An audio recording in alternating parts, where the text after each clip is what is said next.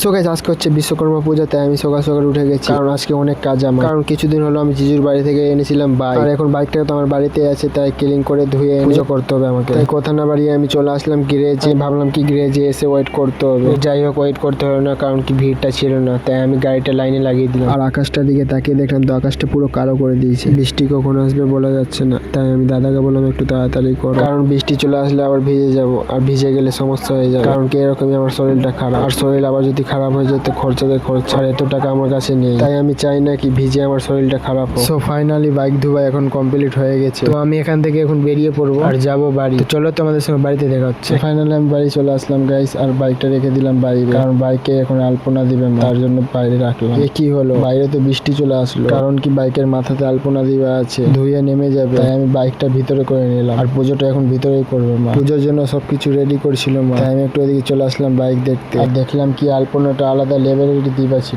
আলপনাটা দেওয়া কেমন হয়েছে তোমরা অবশ্যই কমেন্টে জানিয়ে দেবে। দেখতে পাচ্ছ ফাইনালি মালাটা চলে এসেছে, আর এখন আমি মালাটা পরিয়ে দিব বাইকে। মা বললো কি আমি পরিয়ে দিব, তো মাকে দিলাম পরাতে, আর মাকে দেখো কিভাবে পরাচ্ছি। তারপর আমি মাকে বললাম কি মা আমি পরিয়ে দিচ্ছি, আর মা বললো কি এখন থাক, পুজোটা হোক, পরে ঠিক করে নিই। তো ফাইনালি মা পুজোর থালটা নিয়ে চলে, আর এখন পুজো স্টার্ট হয়ে যাবে।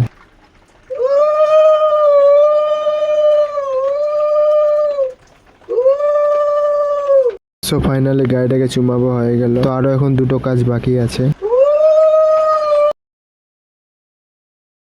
সো গাইস, পুজো কমপ্লিট হয়ে গেল, আর পুজো দেওয়ার পরে গাড়িটা দেখতে আলাদা লেভেলেরই লাগছিল। দেখো গাইস।